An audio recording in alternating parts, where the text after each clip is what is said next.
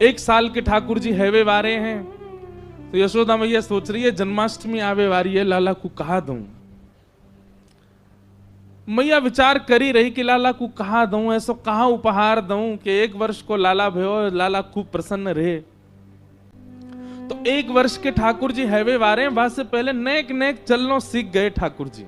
अब मैया से जिद करें, मैया तू जहां जाएगी मैं संग जाऊंगा। बोलना तो जाने ना है तोतली वाणी ठाकुर जी की, लेकिन मैया जैसे ही कछु भी कार्य के काज बाहर निकले सोई ठाकुर जी फूट फूट के रो में। तो यशोदा मैया को ये करना ही पड़े कि लाल जी को संग लेके जावे।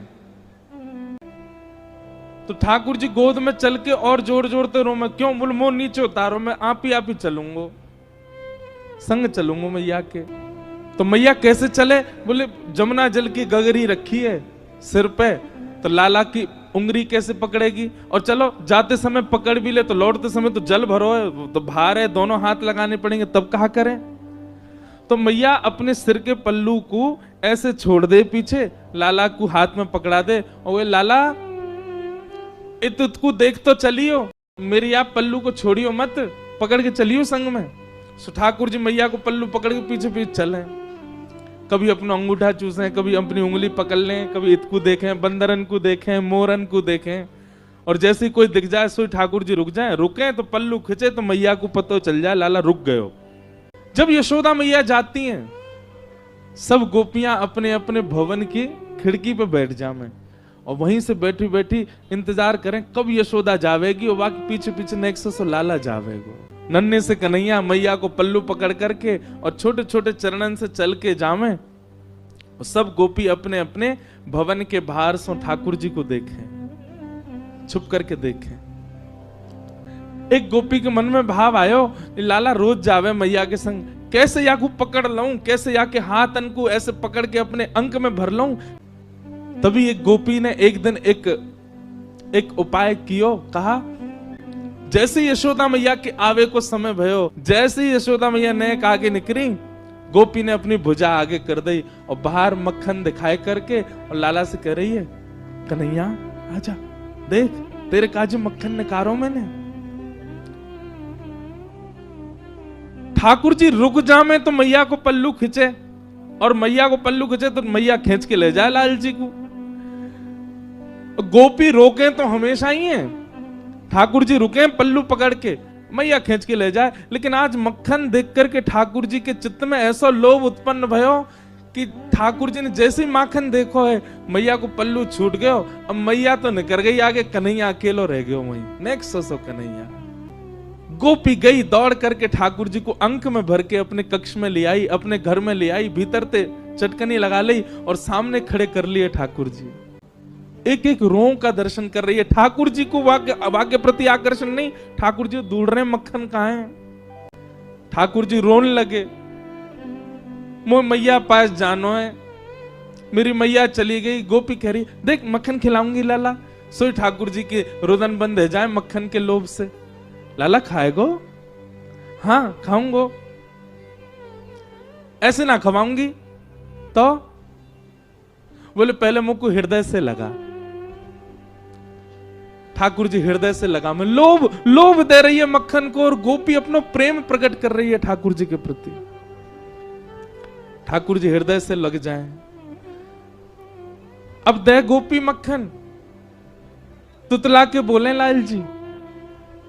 गोपी कह रही है मक्खन खाएगो? बोले हाँ, पहले नाच के दिखा। ठाकुर जी रोने लगे, बोले अच्छा अच्छा देख देख मक्खन खवाऊंगी। हाँ हाँ खवा, पहले नाच के दिखा। सो ठाकुर जी के मोटे मोटे आंसू हैं नेत्रन में, लेकिन ठाकुर जी नृत्य कर रहे हैं। क्यों? मक्खन खानो गोपी को। ठाकुर जी नृत्य करके दिखा रहे हैं। ठाकुर जी के संग सब लीला कर रही है गोपी। यशोदा मैया ने पीछे देखी, अरे मेरो लाला कहाँ गयो, मेरो कन्हैया कहाँ गयो। मटकी वहीं छोड़ दी, दौड़ी गलीन में जामे, चौबारिन में जामे, घर घर जाके पूछे मेरो लाला देखो, अरे मेरो कन्हैया देखो। बीच गोकुल में जाकर के यशोदा मैया जोर से चिल्ला रही हैं, कन्हैया ओ लाला कहाँ चलो गयो। अब गोपी के घर में नेक्स्ट से ठाकुर जी अपनी पैनी सी आवाज से चिल्ला के, हाँ मैया मैं यहाँ हूं। यशोदा मैया सुन रही, कहां ते आवाज आ रही है। गोपी लाला को पकड़े, लाला चिल्लावे मत मैया आ जाएगी। मैया देख जा गोपी ने मुंह को पकड़ लियो है, मार रही है मुंह को, जल्दी आ। मैया दौड़ी दौड़ी गई, जाकर के देखी तो महाराज एक गोपी के घर में, और गोपी गोद में लेकर के एक हाथ में मक्खन लेके लाल जी को लेके खड़ी है। यशोदा मैया को ताम्र वर्ण हो गया। हेरी तो शर्म ना आवे हैं, लाला के लेके चली गई ना। मैया मैं तो बस नेक माखन चखाए रही, लाला को पूछ रही कैसे अपने बालक को चखा, मेरो लाला काय को ले गई, ला दे यहां पे। ठाकुर जी को लेकर के यशोदा मैया चली गई। अब गोपी अपने भवन से देख रही है यशोदा मैया की ओर, और मैया की गोद में बैठे ठाकुर जी पीछे से वह गोपी को देख रहे हैं। बेसुध हो गई।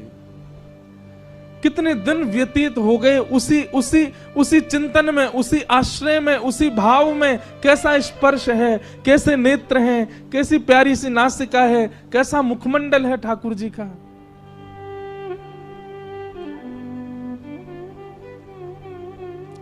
तब यशोदा मैया गई एक सुनार के पास, और मैया ने जाकर के कही, बोले मेरे लाला को जन्मोत्सव आ रहा है, तो अपने लाला के काजे एक क्षुद्र घंटिका बनवाऊंगी। क्षुद्र घंटिका कहा है? ठाकुर जी कौंधनी पहने कमर में, और वह कौंधनी में छोटी छोटी छोटी छोटी छोटी सोने की घंटी लगी हैं चारों ओर। मैया ये यही मारे बनवा के लाई है, क्यों? लाला की कमर में बांध दे, और जब मैया जमुना जी जल भरवे जामे, सो लाला जब मटक मटक के पीछे चले, सबरी घंटी बजे, तो मैया को पता लगती रहे कि लाला संग चल लो। जैसे ही कोई गोपी लोभ दे और ठाकुर जी वहां को भाजे, सोई मैया को पता, अच्छा यहां तक घंटी आवाज आ रही, लाला भाज को दी के, सोई मैया जावे पकड़ के ले आवे, चल मेरे संग। इतनी सुंदर भाव। मैया क्षुद्र घंटिका की कौंधरी बनवा करके लाई। लाला को जन्मोत्सव पहले दिन सुबह उठाते ठाकुर जी अभी नहाए भी नहाए, ताते जलते मुंह पहुंच दियो बस। और यशोदा मैया ने ठाकुर जी की कमर में कौंधनी पहना दी।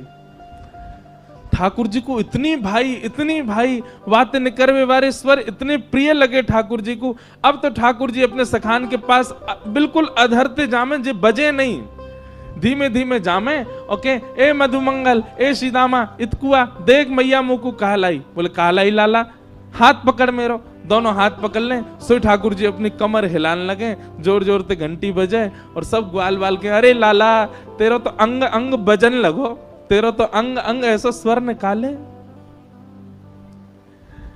लेकिन गोपियों को वो क्षुद्र घंटिका ऐसी लगती है मानो जैसे हमारी बैरनी आ गई है कोई, जैसे मानो हमारी कोई